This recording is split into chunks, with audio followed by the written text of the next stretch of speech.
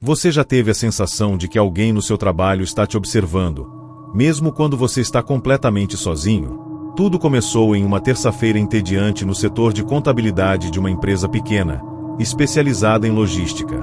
Laura, uma analista recém-contratada, estava em sua terceira semana de trabalho. O prédio era antigo, com janelas que rangiam ao abrir e corredores estreitos que pareciam sussurrar quando não havia ninguém por perto.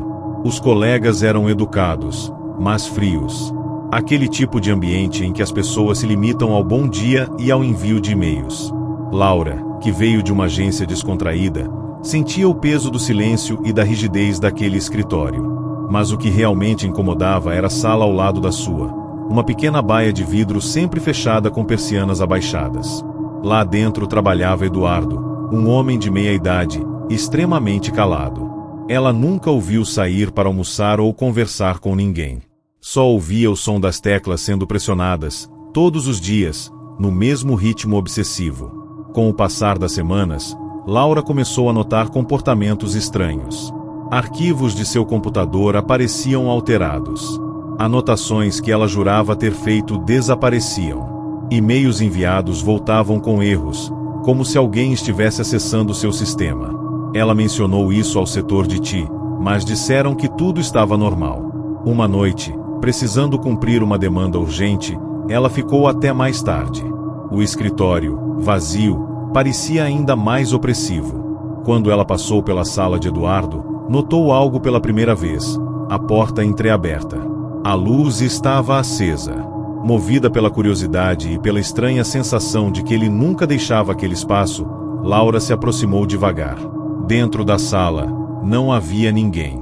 Mas o computador estava ligado, com uma pasta aberta chamada Laura 3.0. Ao clicar, ela encontrou dezenas de fotos suas. Algumas tiradas no escritório, outras em lugares onde ela não lembrava de ter visto Eduardo. Fotos dela em casa, na academia, no metrô. Laura recuou, assustada. O som de uma respiração pesada veio de trás. Ao se virar, Eduardo estava parado ali, imóvel, com os olhos arregalados e um sorriso largo demais para ser sincero. "Você entrou na minha sala, Laura?" Ele perguntou, com uma voz baixa e firme. Ela tentou sair, mas ele a segurou pelo braço. "Você não devia ter visto isso. Não era a hora ainda." Laura gritou e conseguiu se soltar, correndo até a recepção e chamando segurança do prédio. Quando voltaram à sala de Eduardo, ela estava completamente vazia. Nenhum computador ligado. Nenhuma pasta. Nenhuma foto. Eduardo não estava lá. As câmeras de segurança mostravam ela sozinha durante todo o expediente da noite. Os gestores disseram que ninguém com o nome Eduardo trabalhava ali havia anos. O homem que ocupava aquela sala, segundo registros antigos, desapareceu em 2018. Nos dias que se seguiram, Laura ficou completamente perturbada. Começou a duvidar de si mesma, de sua sanidade. Pediu afastamento e nunca mais voltou à empresa. Meses depois, já em outro estado, recomeçando a vida, ela recebeu um envelope sem remetente. Dentro havia apenas uma foto, uma imagem dela dormindo, tirada pela janela do seu novo apartamento. No verso, escrito em letras minúsculas: "Agora você faz parte do projeto. Até breve." Laura mudou de cidade de novo, trocou nome, redes sociais, tudo. Mas a sensação de estar sendo observada nunca mais a abandonou. Em cada novo trabalho, em cada novo colega silencioso, ela procurava por aquele rosto, por aqueles olhos que pareciam não piscar. E você? Tem certeza de que conhece todos os seus colegas de trabalho? E se um deles não for quem diz ser? Ou pior, se nem for humano? Se você já teve uma experiência estranha no seu ambiente de trabalho, conta pra gente aqui nos comentários. E se quiser continuar acompanhando histórias perturbadoras como essa, já deixa o like, se inscreve no canal e ativa o sininho. A próxima história pode ser sobre você.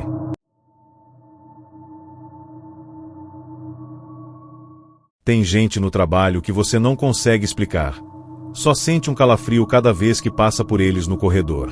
Juliano trabalhava há 7 anos em um escritório de advocacia criminal, desses que lidam com os piores tipos de casos: sequestros, homicídios, corrupção pesada. Era um ambiente frio, sem janelas, onde o cinza das paredes combinava com o silêncio mórbido dos corredores. No 8º andar daquele prédio antigo no centro de Curitiba, ele ocupava uma sala ao lado da nova estagiária, Maíra. Recém-formada em Direito, ela parecia tímida demais, quase inexpressiva. Raramente conversava, comia sempre sozinha e andava com passos suaves demais para alguém normal. Havia algo em seus olhos que incomodava Juliano, uma ausência total de emoção, como se ela estivesse sempre em transe. No início ele pensou que fosse apenas timidez ou estresse. Mas depois da 3ª semana, começou a notar que Maíra tinha o estranho hábito de aparecer onde não deveria. Certa noite, Juliano esqueceu seu celular na copa e voltou para buscá-lo. Quando abriu a porta, Maíra estava parada no meio da sala, imóvel, olhando para a parede branca. A luz fluorescente piscava lentamente, lançando sombras que dançavam em torno dela. Quando ele perguntou o que estava fazendo ali, ela apenas respondeu: "Eu gosto de ouvir as vozes." E saiu andando, como se aquilo fosse a coisa mais normal do mundo. No dia seguinte, Juliano comentou com outro funcionário, mas ninguém parecia conhecer bem a tal estagiária. Ela foi contratada direto pelo Dr. Clovis, diziam. Só que o Dr. Clovis estava afastado há meses por um colapso nervoso. Intrigado, Juliano foi até o RH. Não havia nenhum registro da Maíra nos sistemas. Nenhum crachá emitido, nenhum contrato assinado. Nada. Ela simplesmente não existia no sistema da empresa. E, no entanto, estava lá todos os dias, sentada, digitando algo que ninguém nunca viu. Desconfiado, Juliano decidiu vigiar. Instalou discretamente uma câmera de segurança falsa com microfone na copa, esperando flagrar Maíra em outro de seus momentos estranhos. Na semana seguinte, acessou o arquivo de áudio. O que escutou fez seu estômago revirar. A fita captou passos leves, como os dela, depois um sussurro que se repetia: "Ele precisa lembrar, ele precisa lembrar, ele precisa lembrar." Em seguida, sons de garras arranhando madeira. Juliano correu até a copa e viu as marcas no armário, arranhões profundos, como se feitos com unhas enormes. Naquela noite, antes de sair, viu Maíra parada no estacionamento, olhando fixamente para o prédio. Ele a encarou da janela por longos minutos, até que ela levantou a mão e fez um sinal estranho com os dedos, como uma saudação que ele já tinha visto em um caso arquivado. Um gesto de um culto satânico investigado anos atrás. Ele então lembrou. Maíra era o nome de uma menina que apareceu em um dossiê de 2014, ligada a uma seita acusada de manipulação psicológica e sacrifícios humanos. Juliano tentou encontrar provas no arquivo antigo da empresa, mas alguém havia removido todos os registros do caso. Desesperado, decidiu confrontar a estagiária. Foi até sua sala, mas ela não estava lá. No lugar, havia uma pilha de papéis com imagens desenhadas à mão, o prédio da empresa em chamas, pessoas sem rosto andando em círculos, e, no centro de tudo, um homem amarrado a uma cadeira, com a boca costurada. Era ele. O rosto, o terno, até o anel de formatura. No mesmo dia, Juliano pediu demissão e desapareceu. Deixou a cidade, o trabalho, os amigos. Mas dias depois, colegas relataram ter visto uma figura parada no antigo lugar de Juliano com os mesmos traços, os mesmos gestos, só que o olhar estava vazio. Ninguém ousou falar com ele. Maíra nunca mais foi vista. Você realmente sabe com quem divide o mesmo espaço todos os dias? Às vezes, aquilo que você chama de colega de trabalho pode ser só uma casca, um disfarce para algo que não devia estar ali. Já viveu algo estranho assim? Conta pra gente aqui nos comentários. Deixa o like, se inscreve no canal e ativa o sininho para não perder as próximas histórias. Porque da próxima vez, o estranho da história pode estar sentado ao seu lado.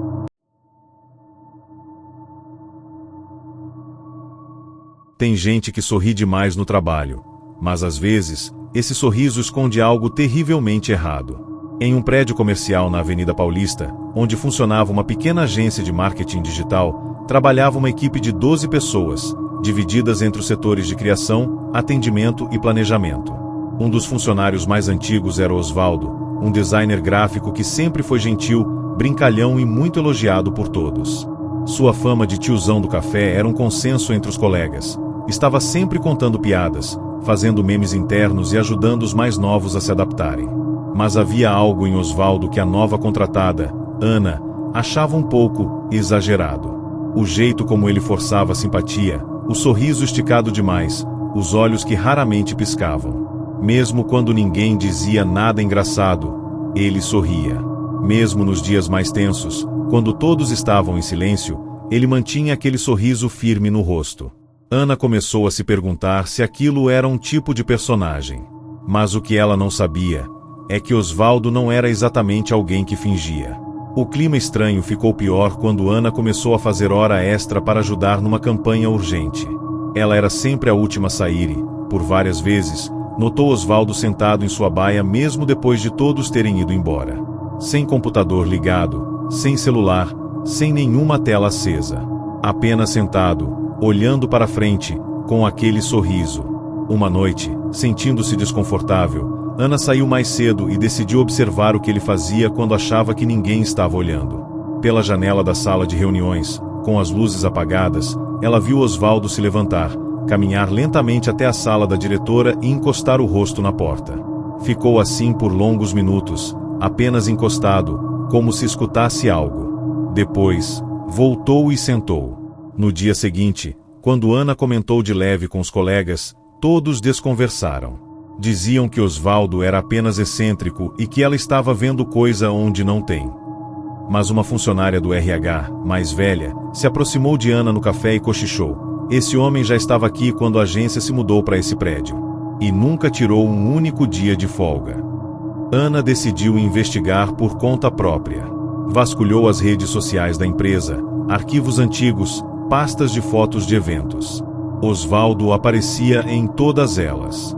Desde o início da agência, em 2009. Mas sempre do mesmo jeito, mesmo rosto, mesmo cabelo, mesma roupa. Não envelhecia. Assustada, resolveu procurar a antiga sede da empresa e conversou com uma ex-funcionária que trabalhava com Osvaldo na época da fundação. O que ela disse fez o sangue de Ana gelar. O Osvaldo morreu em 2011. Infarto no meio do expediente. A agência fez até homenagem. Quando Ana perguntou por provas, a mulher mandou uma foto do velório, com o nome completo dele estampado na faixa de flores. E ainda assim, ele estava na agência, vivo, sorrindo. Ana não dormiu naquela noite. Chegou no trabalho no dia seguinte e decidiu gravar Osvaldo escondido, como prova. Mas quando ligou o celular, percebeu algo ainda mais aterrorizante. A câmera não captava a imagem dele. Apenas um espaço vazio, onde ele deveria estar. E, mesmo assim, era possível ouvir sua risada. Ana saiu correndo do escritório e não voltou mais. Pediu demissão por e-mail, mudou de número, bloqueou todos os contatos do trabalho. Mas ainda assim, nos meses seguintes, amigos relataram encontros estranhos com alguém muito parecido com Osvaldo, que perguntava insistentemente por ela. "Você viu a Ana?", ele dizia, com aquele mesmo sorriso congelado. Um amigo disse que o encontrou em um mercado à noite, vestindo o crachá da empresa e empurrando um carrinho vazio. Outro viu dentro de um ônibus parado, sentado no fundo, olhando fixamente pela janela. Ana tentou ignorar. Mas então, num domingo à tarde, recebeu uma carta. Sem remetente. Sem selo. Apenas com os dizeres: "Você deixou a equipe na mão, Ana. Ainda dá tempo de voltar." E um papel dobrado com a foto da equipe atual. Lá estava ele, no centro, sorrindo. Mas, ao lado, também estava a imagem dela. E ela não havia tirado nenhuma foto naquele dia.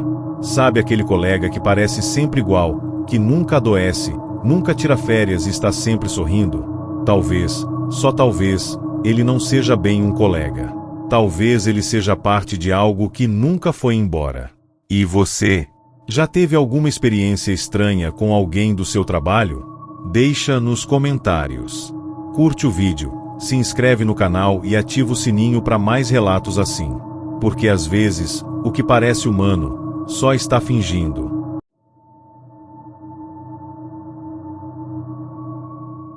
Você confiaria sua vida a alguém com quem divide o escritório? Clara sempre foi uma pessoa reservada, do tipo que não se envolve muito com os colegas e prefere fazer seu trabalho em silêncio. Quando foi contratada para o setor financeiro de uma empresa de tecnologia em Porto Alegre, sentiu-se aliviada por ser alocada numa sala menor, dividindo o ambiente com apenas mais uma pessoa, Roberto, um contador de meia-idade, educado e tranquilo. Ele era do tipo que trazia café para os dois, puxava a conversa apenas quando necessário e respeitava o espaço dela. Durante as primeiras semanas, Clara sentiu que finalmente havia encontrado um ambiente de trabalho que respeitava sua personalidade mais fechada. Mas com o passar dos dias, pequenos detalhes começaram a incomodá-la. O computador de Roberto nunca desligava. Seu crachá nunca saía da mesa, mesmo quando ele ia embora. E o mais estranho, ele sempre estava no escritório antes dela, todos os dias, sem exceção, como se nunca tivesse saído. Clara tentou ignorar esses detalhes por um tempo.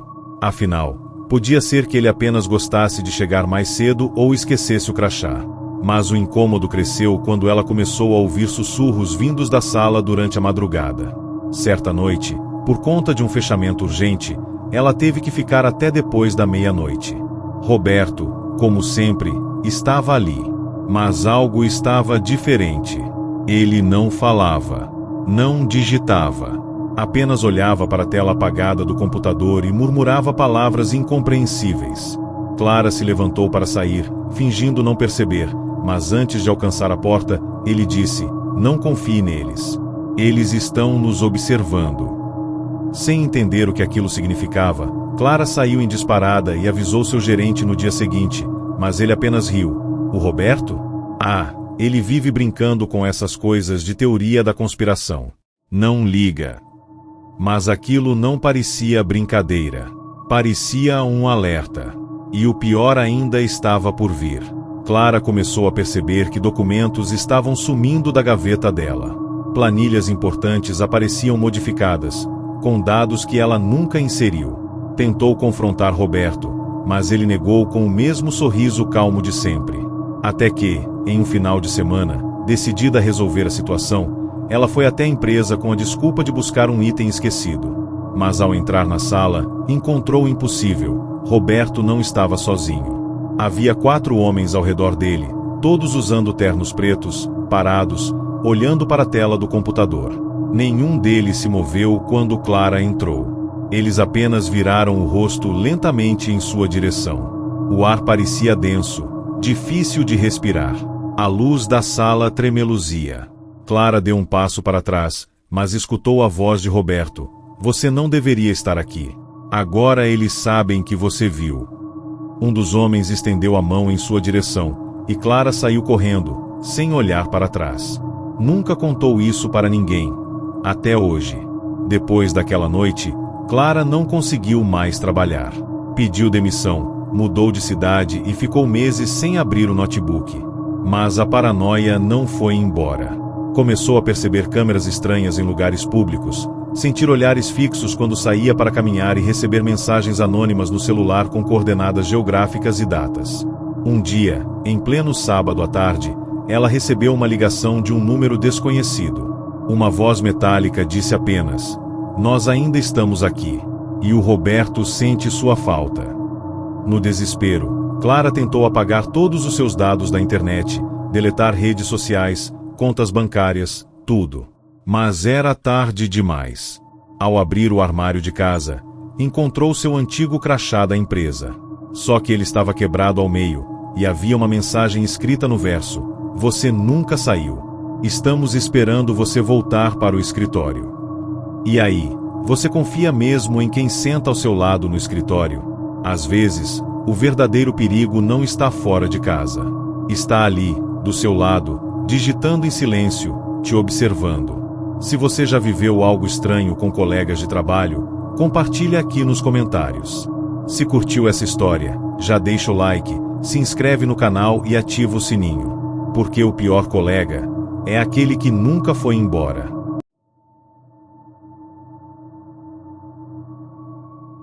Ela pensava que o pior da empresa eram as metas, até descobrir o que seu colega fazia depois do expediente. Fernanda sempre foi ambiciosa. Jovem, determinada, tinha acabado de conseguir uma vaga como analista de marketing numa das maiores agências de publicidade de São Paulo. Era seu sonho desde a faculdade, e ela prometeu para si mesma que nada nem ninguém iria atrapalhar sua ascensão. Logo no primeiro dia, foi apresentada à equipe e notou que todos pareciam acolhedores, exceto um colega específico, Ivan. Sentado no fundo da sala, com fones enormes e expressão permanentemente neutra, Ivan não dava abertura para conversas. Ele evitava happy hours, não aceitava convites para almoçar fora e não participava dos grupos de WhatsApp. Alguns diziam que ele era só tímido. Outros, que já tinham até esquecido que ele existia. Mas Fernanda percebeu que havia algo de errado ali. Muito errado.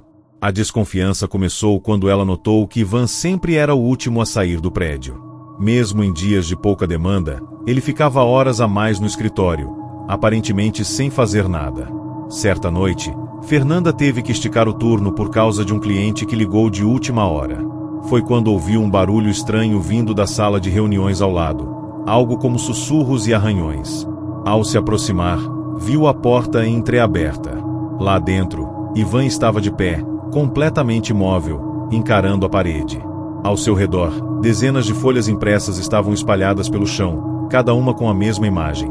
Uma figura sem rosto, vestida com o uniforme antigo da própria agência, e a data 21 de maio de 1994 escrita em todas elas. Quando Fernanda recuou, sem querer esbarrou em uma das cadeiras, fazendo barulho. Ivan se virou abruptamente. Seus olhos estavam completamente pretos. Assustada, Fernanda correu para a recepção, mas não havia mais ninguém no prédio. Nem o segurança. Ligou para o celular de uma colega, que não atendeu. Tentou chamar um carro por aplicativo, mas o sinal do celular havia desaparecido. Foi então que escutou o som da impressora disparando novamente. Voltou até sua baia e encontrou dezenas de novas folhas empilhadas em sua mesa, todas com a mesma frase: "Você viu. Você não deveria ter visto." Desesperada, ela correu até a sala de Ivan, mas ele havia sumido. A única coisa que restava era uma fita cassete com o nome dela escrito à mão, em letras vermelhas. Sem pensar duas vezes, Fernanda pegou a fita e levou para casa. No dia seguinte, entregou a fita para um técnico especializado, que conseguiu transferir o conteúdo para um pendrive. Quando Fernanda ouviu o áudio, seus ossos gelaram. Era a gravação de várias vozes murmurando em latim, intercaladas com sons de alguém chorando e gritando. Mas no final da fita, estava a própria voz de Fernanda, repetindo a frase: "Eu vi. Eu não deveria ter visto." A partir daquele dia, tudo começou a dar errado. Fernanda foi afastada por problemas emocionais, seu computador pessoal foi hackeado, e arquivos com sua voz repetindo frases estranhas começaram a surgir em pastas ocultas. Tentou contato com antigos funcionários da agência, mas descobriu que muitos sumiram misteriosamente. Quando retornou ao prédio para pegar seus pertences, descobriu que Ivan nunca existiu nos registros da empresa. Nenhum crachá, nenhuma folha de ponto, nenhuma contratação em seu nome. Os colegas juravam que ela estava inventando tudo. Alguns diziam que ela nunca teve colega nenhum naquela mesa. Em casa, começou a perceber vultos no corredor e barulhos vindos da TV desligada. E então, numa madrugada chuvosa, recebeu um envelope embaixo da porta. Dentro, havia uma única folha com a imagem que ela vira naquela noite. No verso, escrito em letras borradas, estava: "Você é a próxima a desaparecer." Você já teve um colega de trabalho que parecia invisível demais? Cuidado! Às vezes, o que parece ser apenas alguém introspectivo pode esconder algo que vai muito além da timidez.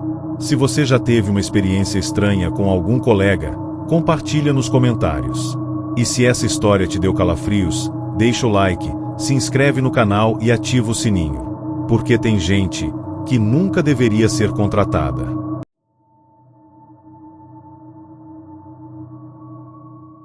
Na firma, ele era o cara mais simpático, até uma denúncia revelar quem ele realmente era. Em uma empresa de tecnologia localizada na zona sul do Rio de Janeiro, trabalhava um cara chamado Murilo. Com 32 anos, sempre de camisa social clara e um sorriso prestativo no rosto, era o tipo de colega que todos queriam por perto. Ele trazia café para os novatos, ajudava com planilhas complicadas e até levava bolo no aniversário dos colegas. Mas havia algo em Murilo que incomodava Larissa, recém-contratada para o time de RH. Desde que chegou, sentiu um desconforto estranho quando ele se aproximava. Um instinto, talvez. Um sexto sentido que a fazia evitar ficar sozinha com ele nos corredores. E esse pressentimento só cresceu quando Larissa recebeu uma denúncia anônima no canal interno da empresa. O conteúdo: verifiquem Murilo. Ele não é quem diz ser. Intrigada e assustada, Larissa começou a investigar. Puxou o histórico de contratação, mas os dados estavam incompletos. A ficha de Murilo tinha inconsistências nas datas e um número de identidade que não batia com o sistema nacional. Quando levou a questão ao gerente do setor, ele desconversou, dizendo que Murilo havia sido uma contratação interna especial, feita antes da empresa migrar para os processos digitais. Isso não bastou para Larissa. À noite, acessou os arquivos antigos arquivados fisicamente no subsolo da empresa. Entre caixas empoeiradas, encontrou uma pasta com o nome de Murilo, ou melhor, com o nome Marcelo Alves, o verdadeiro dono da identidade que Murilo usava. Marcelo havia desaparecido em 2017, após uma denúncia de assédio feita por uma estagiária da mesma empresa. A ficha de Marcelo estava carimbada com a palavra encerrado por falecimento. Mas então, quem era Murilo? Assustada, Larissa tirou fotos dos documentos e subiu correndo de volta ao andar principal. Mas quando chegou lá, encontrou todas as luzes apagadas. O relógio marcava 23h43. Ela sabia que não era tão tarde assim. Tentou ligar para o chefe, para a polícia, para qualquer um, mas o celular estava sem sinal. O som dos passos de alguém ecoava nos corredores. Ela se trancou na sala de reuniões, tentando controlar a respiração. Então, um e-mail chegou em seu notebook. Você procurou demais. Hora de encerrar. O remetente, *murilo@empresa.com.br*. Quando olhou pela fresta da porta de vidro, viu Murilo ali, parado, com o rosto imóvel, observando-a. Mas havia algo de errado com ele. O terno estava molhado, como se tivesse saído de um lago, e a pele parecia inchada, esverdeada. Como se não estivesse vivo. Murilo então sorriu um sorriso que não combinava com o rosto gentil de sempre. Era frio, macabro, quase apodrecido. Na manhã seguinte, Larissa foi encontrada desacordada na recepção do prédio, com as pupilas dilatadas e arranhões pelo corpo. Disseram que ela teve um colapso nervoso. Mas quando acordou no hospital, a primeira coisa que fez foi mostrar as fotos da ficha de Marcelo para a polícia. No entanto, as imagens haviam desaparecido do celular. E pior, não havia nenhum funcionário chamado Murilo nos registros. Nenhum crachá, nenhum e-mail, nenhum rastro.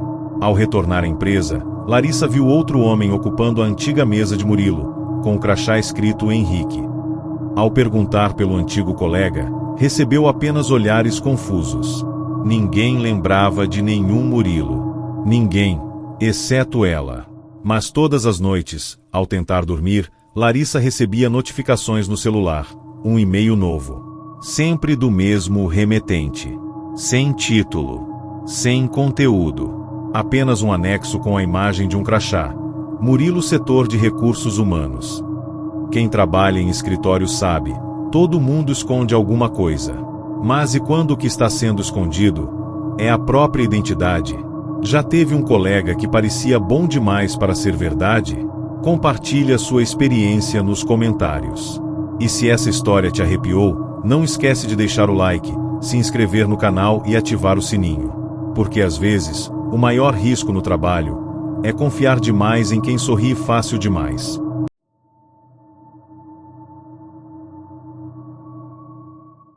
Ela achava que o novo estagiário era só ingênuo, até encontrá-lo no necrotério da cidade com algo impossível nas mãos. O Hospital Santa Maria, em Belo Horizonte, é conhecido por sua excelência médica e por ser um dos mais movimentados da região. Em meio à rotina intensa, os funcionários das áreas administrativas e técnicas criam laços fortes ou, no mínimo, aprendem a conviver lado a lado com segredos que nem sempre são profissionais. Cíntia trabalhava ali há 8 anos como técnica de enfermagem e já tinha visto de tudo: acidentes bizarros, mortes inexplicáveis e até casos de pacientes que juravam ter visto coisas durante as paradas cardíacas. Mas nada a prepararia para o que enfrentaria com Danilo, um estagiário de 19 anos, recém-chegado da faculdade. Ele era calado, meio tímido, e parecia não saber direito como se comportar no ambiente hospitalar. Todos achavam que era só nervosismo. Mas para Cíntia, havia algo no olhar dele, um silêncio diferente, não de timidez, mas de alguém que sabia mais do que dizia. Nas primeiras semanas, Danilo cometeu erros simples. Esquecia de preencher formulários, deixava prontuários em locais errados e sumia nos horários em que deveria estar em plantão. Mas sempre reaparecia com desculpas convincentes e uma expressão de total inocência. Cíntia, curiosa, começou a observá-lo discretamente. Percebeu que ele sempre se afastava nos horários próximos das 3 da manhã, o famoso horário morto no hospital, quando o silêncio paira pelos corredores e as luzes parecem mais fracas.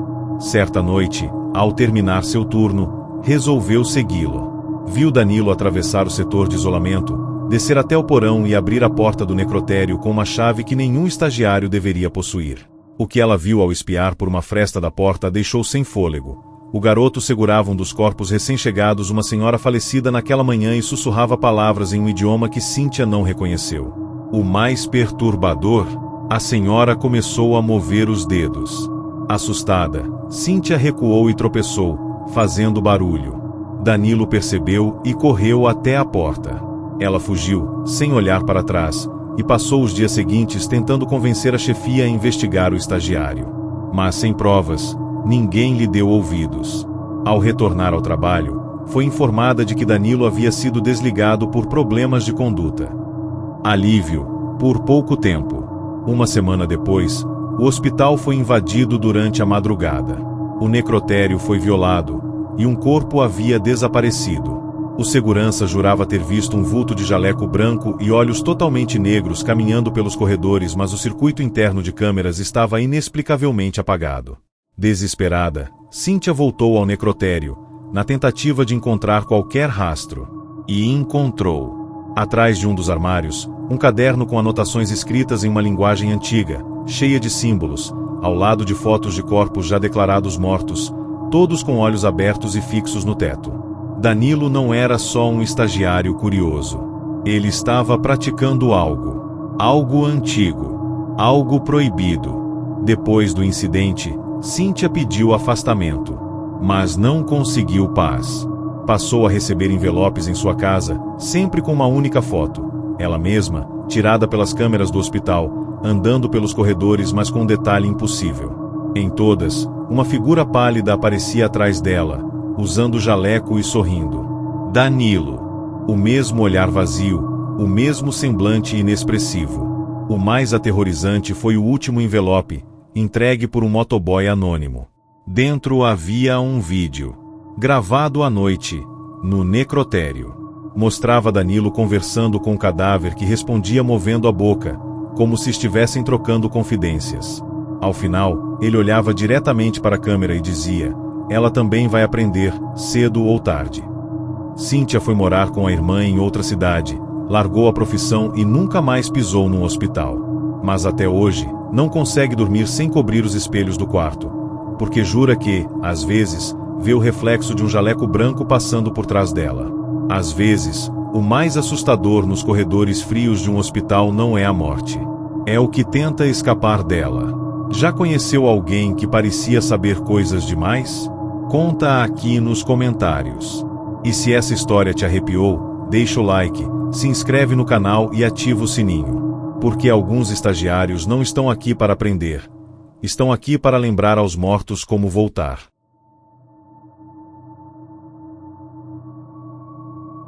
Ele dizia que o escritório estava sendo invadido por vozes, mas ninguém acreditou. Até que um corpo foi encontrado dentro da parede. Era um prédio comercial antigo, com fachada de vidro espelhado e mais de 10 andares ocupados por escritórios de advocacia, contabilidade e tecnologia. No 8º andar funcionava uma agência de marketing digital chamada Fator C, um nome moderno, com uma equipe jovem, criativa e barulhenta. Entre eles estava André, um designer talentoso, mas recluso. Enquanto os outros riam alto durante os brainstorms, André usava fones de ouvido quase o tempo todo e mantinha o olhar fixo no monitor. Ele era do tipo que chegava cedo e saía tarde, muitas vezes o último a desligar as luzes do andar. Isso até começar a reclamar de sussurros. Dizia ouvir vozes durante as madrugadas no escritório, mesmo quando estava sozinho.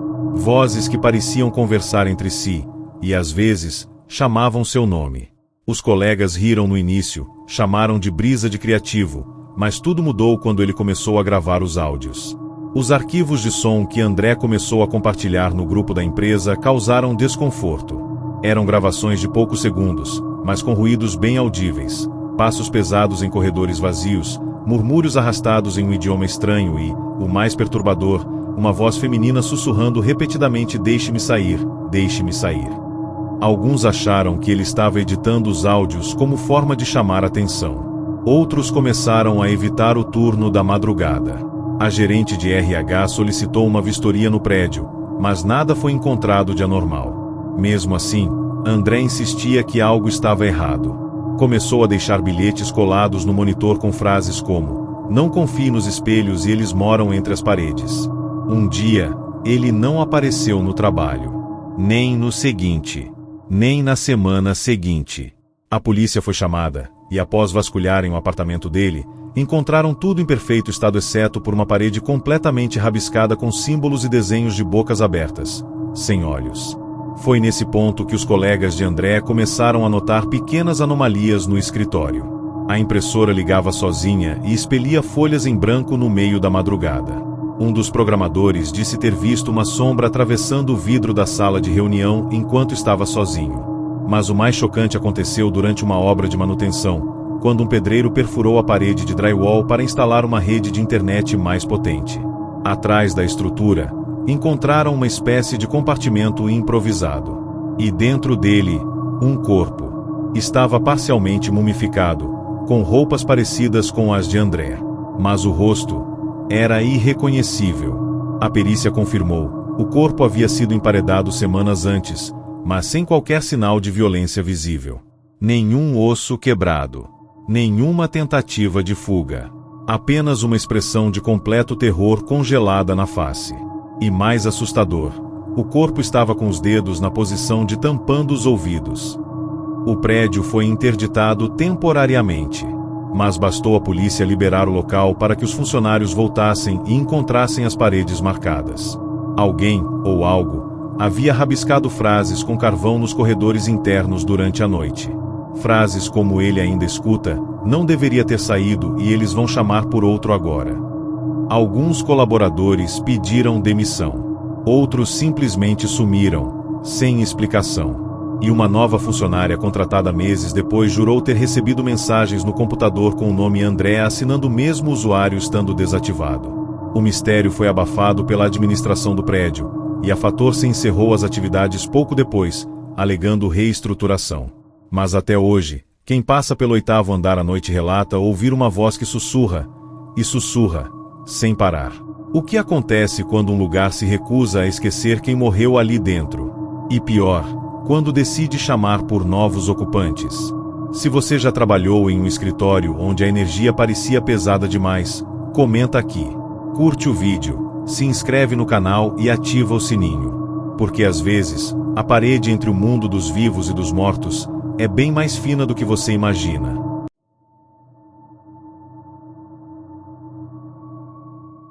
Ela entrou no emprego nova, cheia de sonhos. Mas os colegas começaram a desaparecer, um por um, até sobrar só ela.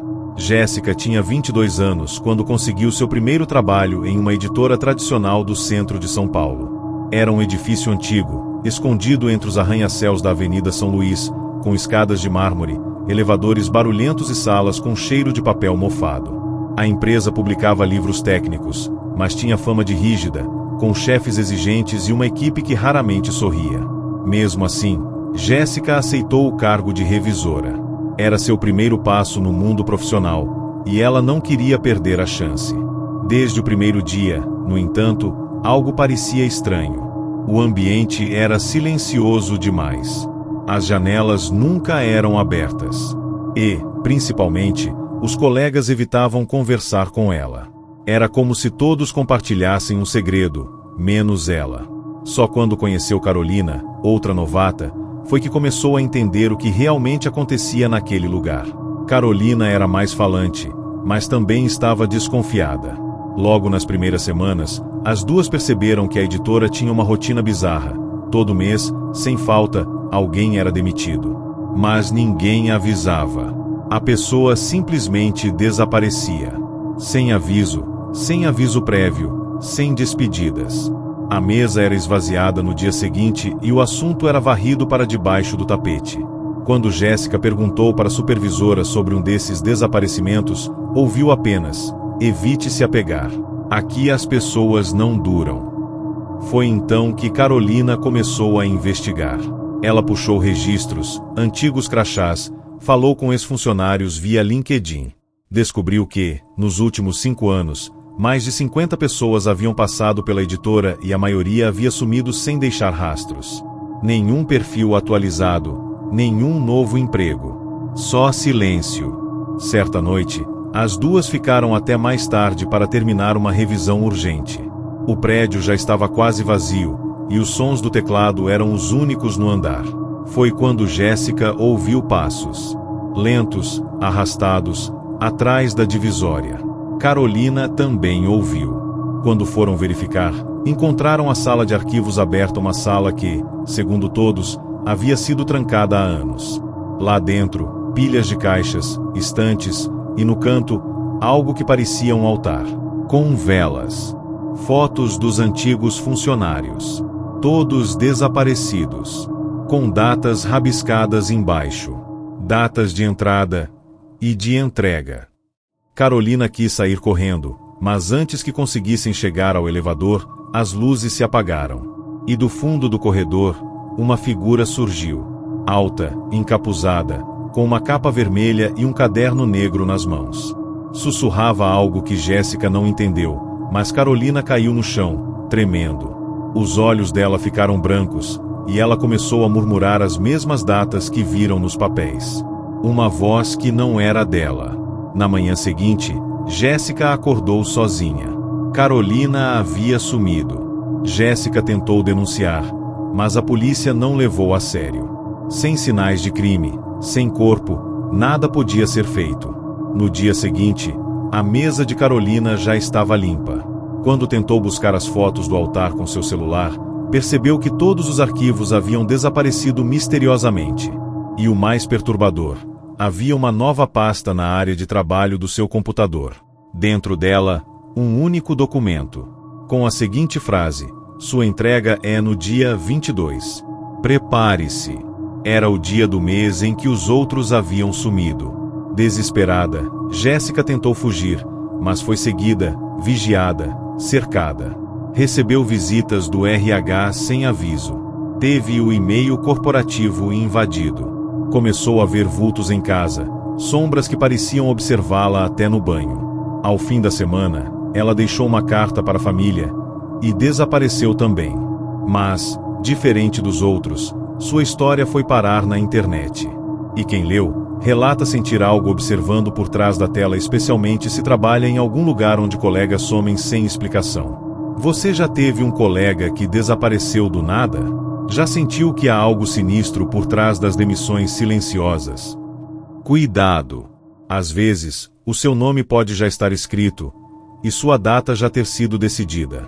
Comenta aqui se já viveu algo parecido. Curte, compartilha, e se inscreve no canal porque a próxima história pode ser sobre o seu trabalho.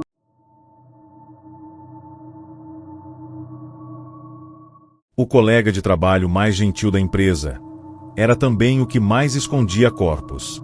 No ambiente formal e acelerado de uma empresa de tecnologia em Curitiba, João era o típico funcionário que todos respeitavam. Ele trabalhava no setor de TI e estava sempre disposto a ajudar. Tinha respostas rápidas, um sorriso no rosto e a habilidade de resolver problemas complexos com simplicidade. Era querido, especialmente por funcionários novos, que viam nele um tipo de mentor. Natália, uma recém-contratada da equipe de marketing, foi uma dessas pessoas. Desde o primeiro dia, João a acolheu com atenção, explicando sistemas, ajudando com senhas e até oferecendo café. Mas aos poucos, ela começou a perceber que João sabia demais. Não só sobre os sistemas, mas sobre todos. Ele parecia acompanhar cada passo dos funcionários. Sabia quem chegou atrasado, quem discutiu com o chefe, quem ficou além do expediente. Era como se estivesse sempre observando. No início, parecia apenas zelo. Depois, virou um alerta. Natália começou a se sentir incomodada com a presença constante de João. Ele aparecia do nada, oferecia ajuda mesmo sem ser chamado, e parecia saber de conversas que ela havia tido apenas por chat. Um dia, ela comentou com uma colega que se sentia vigiada. A amiga riu e disse: "Todo mundo aqui sente isso. O João é tipo o olho da empresa." Mas aquela frase ficou martelando na mente de Natália. Quando ela começou a checar os acessos aos sistemas internos, descobriu que alguém do TI tinha entrado no e-mail dela fora do expediente. Ao confrontar João, ele sorriu e disse: "É só um procedimento de segurança." Mas a forma como ele falou, fria, mecânica, sem piscar, algo não batia. Poucos dias depois, uma funcionária do RH desapareceu. Disseram que ela pediu demissão e foi embora sem se despedir. Mas Natália lembrava claramente, no dia anterior, essa funcionária havia discutido com João na copa. Determinada a entender o que estava acontecendo, Natália ficou após o expediente e invadiu, com a ajuda de um amigo hacker, um dos servidores que João usava. O que encontrou ali foi indescritível. Arquivos com vídeos de câmeras que nem deveriam existir. Áudios de reuniões privadas. Prints de conversas pessoais. João estava monitorando todos. Mas não era só isso. Em uma pasta escondida, havia fotos. Fotos de funcionários desaparecidos. Em algumas, os corpos apareciam deitados, ensanguentados, em ambientes escuros, porões, calabouços, túneis. Todas as imagens tinham um número, como se fossem parte de um inventário. E no final da lista, o nome de Natália. Sem foto. Ainda. Foi quando ela ouviu a porta do servidor se fechar. João estava atrás dela, com uma expressão vazia, segurando um cabo grosso de energia enrolado como uma corda. "Você foi longe demais, Natália. Agora, preciso arquivar você também." Ninguém mais viu Natália depois daquela semana. A empresa disse que ela pediu demissão repentinamente. Sua mesa foi esvaziada em silêncio, e João nunca comentou sobre ela. Apenas continuou, sorridente, atendendo os novos funcionários com a mesma gentileza. Até o dia em que um novo estagiário recebeu, por e-mail anônimo, uma pasta com fotos antigas. As mesmas fotos que Natália havia encontrado. O estagiário denunciou, mas a polícia alegou que os arquivos eram falsos, provavelmente uma brincadeira de mau gosto. João foi promovido. Hoje, ele coordena toda a infraestrutura de TI, e ninguém desconfia de nada. Mas se você trabalhar nessa empresa, cuidado com os acessos não autorizados no seu e-mail. E se um dia João aparecer do nada perguntando como você está, talvez seja seu nome que ele vai arquivar em seguida. Colegas de trabalho podem ser prestativos, ou podem estar só esperando o momento certo. Você confia mesmo em quem compartilha a sala ao seu lado? Já sentiu que alguém sabe demais sobre você no trabalho? Então comenta aqui. Curte o vídeo, se inscreve no canal e ativa as notificações porque a próxima história pode estar acontecendo agora, bem ao lado da sua mesa.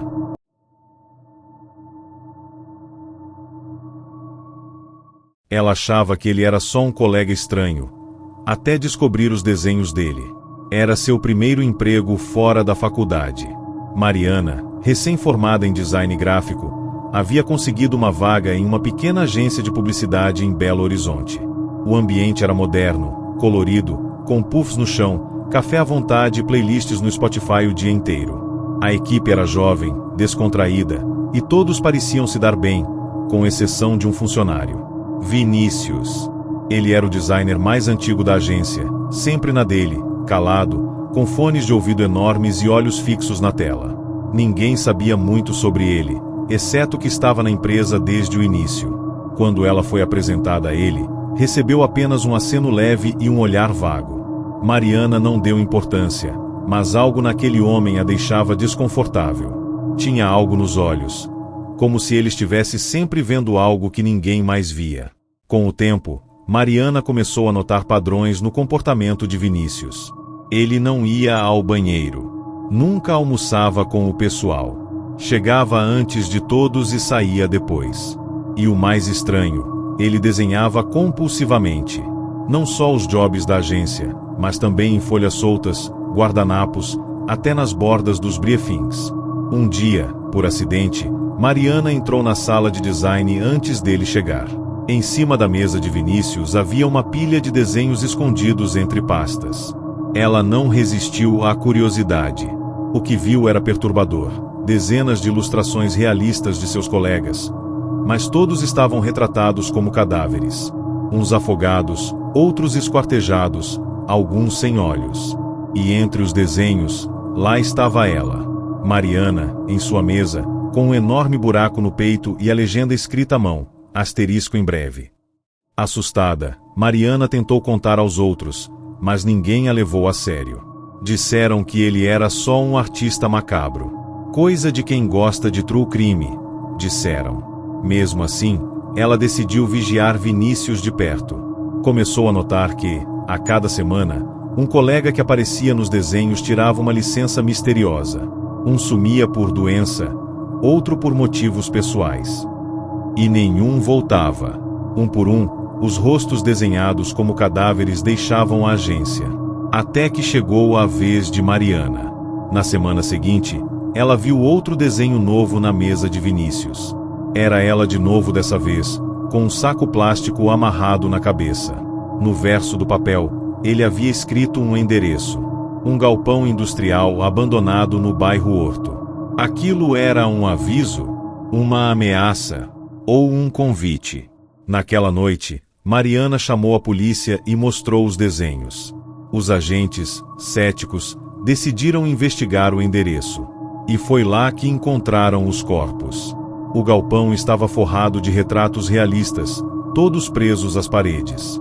E no chão, enterrados sob o concreto, estavam os restos mortais de ao menos 5 funcionários desaparecidos. Vinícius foi preso, mas nunca falou nada. Não em palavras. Apenas desenhava. No presídio, começou a ilustrar os policiais, os guardas e até o juiz que o condenou sempre mortos, sempre em situações brutais. A última informação que Mariana soube foi de que ele havia sido transferido para uma ala psiquiátrica de segurança máxima. Desde então, ninguém mais falou nele. Mas até hoje, quando ela fecha os olhos, vê o desenho com um saco plástico. E se pergunta, por que o nome dela ainda não estava riscado? Alguns colegas de trabalho são apenas estranhos. Outros estão desenhando seu fim. E você? Já conheceu alguém que parecia esconder algo sombrio atrás de um rosto calmo? Comenta aqui embaixo. Curte, se inscreve no canal e ativa o sininho porque na próxima história, o terror pode estar bem ali, no cubículo ao lado.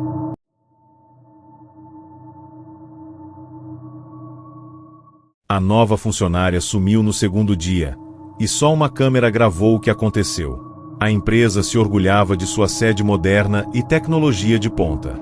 O prédio da Indux Data Systems, no centro de Curitiba, ocupava 12 andares e era repleto de sensores, portas automáticas, reconhecimento facial e câmeras por todos os lados. Quando Júlia foi contratada como recepcionista, ficou impressionada com a estrutura e o sistema interno de segurança. Tudo era limpo, preciso, meticulosamente controlado. No primeiro dia, ela foi treinada por Cláudia, uma veterana da empresa, que lhe mostrou o funcionamento de cada detalhe. Nunca vá ao andar B2 sozinha, foi a única regra que recebeu com tom sério. Júlia achou que era brincadeira. Não havia nenhuma porta identificada com B2. Mas quando chegou em casa, sentiu algo errado. Em seu crachá, logo abaixo do número de identificação, havia um pequeno número gravado a laser, B2. Na manhã seguinte, tudo parecia normal até Cláudia não aparecer. Sem avisos, sem e-mail, sem mensagem. Ninguém sabia onde ela estava. Júlia tentou não se preocupar, mas logo percebeu que ninguém falava da ausência como algo estranho. Era como se Cláudia nunca tivesse existido. No sistema interno, o nome dela não constava mais. Os e-mails enviados por ela haviam sumido. Curiosa e assustada, Júlia decidiu revisar as imagens das câmeras da recepção, tentando descobrir o que aconteceu. Conseguiu acesso ao backup do turno anterior e, por volta das 22h45, viu Cláudia parada diante do elevador de serviço. Ela digitou algo no painel, o número -2 apareceu brevemente e a porta se fechou. Aquilo não fazia sentido. O elevador nem sequer mostrava essa opção no menu normal. Quando Júlia tentou repetir o mesmo código no dia seguinte, sozinha, o botão -2 piscou vermelho e a porta não abriu. Mas às 19 horas em ponto, o sistema destravou. Como se o andar só estivesse disponível em horários específicos. Contra todos os avisos, Júlia entrou no elevador e digitou -2. O andar levou mais tempo que o normal para ser acessado. Quando a porta se abriu, ela viu um corredor comprido, mal iluminado, coberto por poeira e fiação pendurada. As câmeras ali eram antigas, e muitas pareciam quebradas. As paredes tinham marcas de unhas, como se alguém tivesse tentado escapar. No fundo do corredor, uma porta de aço com visor pequeno mostrava o interior de uma sala escura, cheia de monitores antigos todos com imagens da empresa, de diferentes datas e horários. Mas o que realmente gelou seu sangue foi ver o monitor transmitindo uma gravação em tempo real da recepção, com Cláudia ainda lá, parada, como se nada tivesse acontecido. Só que Júlia estava na recepção naquela hora. E Cláudia, não. Ela voltou correndo para o elevador, mas a porta se fechou antes que pudesse entrar. O painel desligou. Ficou presa no andar B2 por quase 6 horas, até que a porta se abriu sozinha, e um funcionário da manutenção a encontrou inconsciente. Quando acordou, disseram que ela havia desmaiado no banheiro do térreo. As imagens das câmeras mostravam ela entrando e nunca mais saindo. Júlia tentou contar o que viu, mas ninguém acreditou. E o mais estranho, em seu celular, no app de gravação de tela, havia um vídeo. Era uma filmagem da recepção, onde Cláudia aparecia parada, olhando diretamente para a câmera. Atrás dela, uma sombra enorme, sem rosto, parecia imitá-la, milésimos de segundo atrasada. No fim da gravação, a imagem travava com a sombra virando para a câmera, como se soubesse que estava sendo observada. Em algumas empresas, os arquivos deletados continuam existindo, em outros andares. E você? Já teve a sensação de que há áreas do seu trabalho que ninguém deveria acessar? Comenta aqui embaixo se você já viu algo estranho no seu ambiente de trabalho. E se quiser mais histórias como essa, se inscreve no canal, curte o vídeo e ativa o sininho porque na próxima, talvez a câmera esteja filmando você.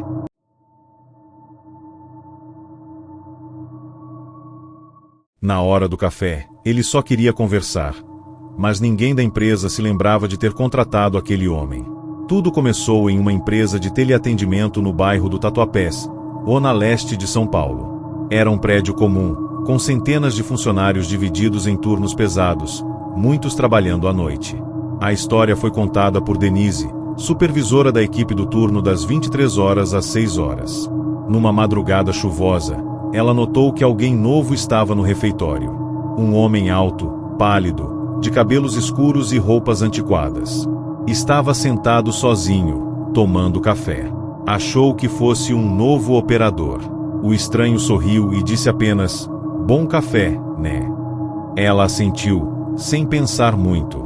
Mas, ao verificar o sistema da empresa, nenhuma ficha recente de contratação havia sido registrada. Pior, quando perguntou aos outros funcionários, todos disseram que nunca tinham visto aquele homem. Nas madrugadas seguintes, o estranho aparecia sempre no mesmo horário, 3h20 da manhã. Tomava um café, sentava no mesmo lugar e fazia pequenos comentários com quem passasse por perto. Não era ameaçador, mas havia algo nele que incomodava. Certa noite, Denise decidiu confrontá-lo. Perguntou seu nome, e ele respondeu, "Vocês me chamavam de Sérgio." Isso a arrepiou. Sérgio era o nome de um antigo funcionário que desapareceu 3 anos antes, dentro da própria empresa. Nunca encontraram o corpo, apenas sua carteira de trabalho, no último andar, perto da caixa d'água. Denise tentou esconder o medo, mas ao perguntar diretamente se ele era aquele Sérgio, o homem apenas sorriu e disse: "Depende do que você lembra." Na mesma madrugada, Denise revisou imagens das câmeras. O sistema mostrava o refeitório vazio durante todo o tempo em que ela havia conversado com o tal homem. Não havia ninguém sentado à mesa. Mesmo assim, ao voltar à sala, encontrou um copo de café quente com marcas de batom vermelho. Ela não usava batom. E nenhuma das operadoras da madrugada também. Tentando entender o que estava acontecendo, Denise acessou arquivos antigos, inclusive os relatos feitos na época do desaparecimento de Sérgio. Em uma das fichas, um apontamento macabro: último relato visual, refeitório, 3h20. Comentou que estava com saudade de tomar café com a esposa. A esposa de Sérgio também havia trabalhado na empresa, mas se demitiu logo após o desaparecimento. Denise não voltou a ver o homem por semanas, até a chegada de uma nova funcionária, chamada Laura. No primeiro dia de treinamento, ao ver uma foto antiga de funcionários no mural da empresa, Laura apontou para um rosto na imagem e comentou casualmente: "Esse homem me ajudou no refeitório hoje de madrugada. Muito educado. Até puxou a cadeira para mim." A imagem era de 2019. O homem era Sérgio. O RH alegou que aquilo era impossível.